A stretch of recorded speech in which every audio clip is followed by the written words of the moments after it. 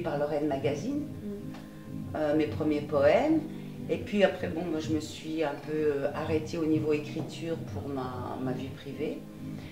Et puis, par hasard, un jour, j'ai vu un concours de nouvelles. Et c'était justement... voilà, c'était organisé par France Loisirs. Et là, vous savez, est-ce que j'ai une bonne étoile? Je ne sais pas, mais là, on nous demandait de nous parler de nos villages.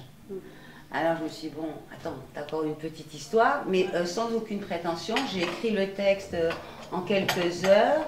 Je l'ai envoyé en me disant, si c'est un concours parisien, j'espère simplement qu'ils nous donneront un classement. C'est-à-dire, voilà, j'ai jamais fait ce truc-là, je vais l'envoyer. Et puis ils me diront, vous étiez, parce qu'après j'ai su, on était 3000. Vous étiez, je sais pas moi, le 1500e. Qu'importe. Je voulais savoir si finalement l'écriture c'était vraiment mon truc, quoi. Et puis un jour j'ai reçu un coup de téléphone des éditions. Ils m'ont dit, écoutez, vous faites partie des 25 sélectionnés, vous étiez 3000. Et c'était un texte très très peu, par rapport à ce que je fais maintenant, très peu travaillé. J'ai vraiment eu du mal à y croire, donc j'ai été invitée au Salon du Livre à Paris en 86, où justement, là, on a présenté ce livre, on a été très très bien reçus.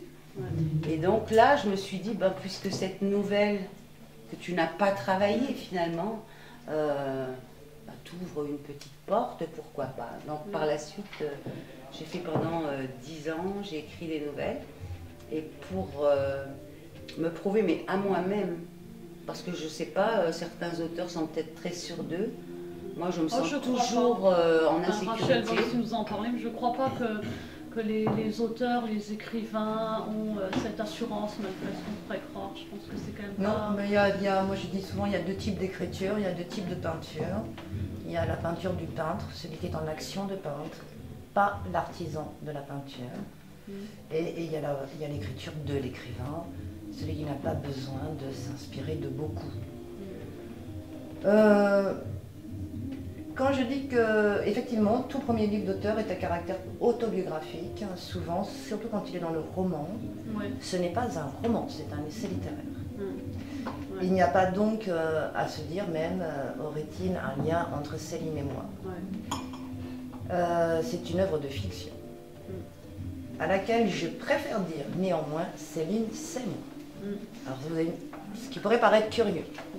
Non, mais ça ne l'est absolument pas, parce que ce livre-là, c'est ma carte de visite dans l'écriture.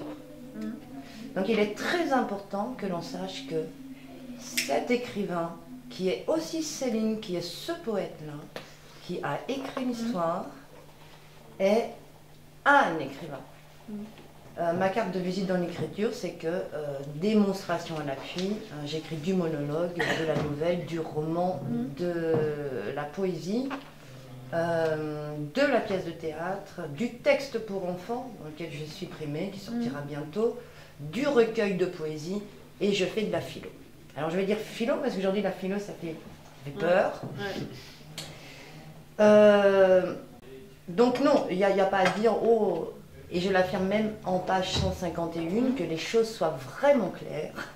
D'ailleurs, si j'insiste à dire « elle, c'est moi », c'est qu'elle n'est là que pour une chose noble dans ce bar-là. Cette petite femme n'est pas pour y jouer un jeu de séduction qui lui serait très facile au demeurant, mais c'est pour y poser ses textes, ses fragments poétiques, qui sont finalement sa mémoire, qui sont une pensée qu'elle a longuement méditée, qui ne sont rien de plus que des thérapeutiques poétiques pour tous les gens qui aujourd'hui vont ou se laisser aller à la débauche pour trouver du plaisir, ou se laisser aller à des overdoses de médicaments pour oublier les malheurs, ou se laisser aller à rien. Alors, elle se laisse aller à couler les mots et à leur offrir des cadeaux au quotidien, cette petite femme. Alors de temps en temps, elle est un petit peu vive, méchante, redoutable. Elle est Céline. Alors moi j'aime à dire, oui, pensez que je suis effectivement cette femme-là, parce que c'est vrai. C'est vrai, attention, moi si vous me pincez, je mords. Merci beaucoup. Merci à vous de nous avoir accueillis. Vous avez été très intéressantes. Et, voilà. Alors aujourd'hui, nous recevons Salfé. Bonjour. Bonjour. Alors, on va dire comment ça s'écrit, hein, parce que Salfé, on peut entendre. Bah oui, moi j'avais entendu pas le entendu, Salfé. Voilà, dans Salfé. Donc les fées, quoi, hein, les jolies fées là qu'on a là. Pas propre. Pas propre, j'allais le dire. Voilà. C'est ça. Alors, on va déjà commencer par vous présenter. Hein. Alors, Audrey Le Bastard, d'accord. je suis chanteuse, guitariste, pianiste dans le spectacle et puis également auteur-compositeur des morceaux, enfin de certains morceaux. D'accord. C'est un spectacle musical donc. Hein. Voilà. Johanna fait aussi, donc une fée aussi, comédienne, auteur, compositeur, guitariste. Plein de polyvalent. Voilà. Et puis bon, bah, lui on connaît déjà. Fabien, donc alias Fabergo, qu'on a déjà reçu dans notre émission, qui a déjà œuvré dans Parole d'artiste. Oui. Voilà. Et tu fais aussi partie de l'aventure Salfé. Voilà. La guitare principalement. D'accord. Et voilà, quelques chansons aussi. Ah, tu interprètes également alors dans le spectacle oui, donc je suis sur scène également, et puis et voilà. D'accord. Ouais. Alors, il y a également un quatrième qui est là aujourd'hui. Alors, Romain, on va présenter aussi. Romain Di Loretto, qui est multi-instrumentiste et qui chante également sur le spectacle. Voilà. Et il y a également, on peut parler de Roland peut-être, non? Et la mise en scène est de Roland Marcola, qui a la compagnie Les uns les unes. Notre compagnie d'amour. Et ben, on va commencer déjà par présenter. Busqued. Le nouvel album. Allez, toi qui as le bras Toujours. Monsieur Laurent. Voilà, donc spectacle musical. Tout à fait. Donc en fait, dans votre parcours, on voit que vous êtes comédienne, musicienne. Comment c'est né ça? En fait, c'est né en 2000, mais ça a commencé par quoi? Par la chanson, en fait, par la passion du théâtre, par la passion des deux, peut-être. Déjà d'une rencontre entre Johanna et moi. D'accord. Donc c'est vous deux en fait qui êtes à début on était deux et puis on a embauché les deux garçons.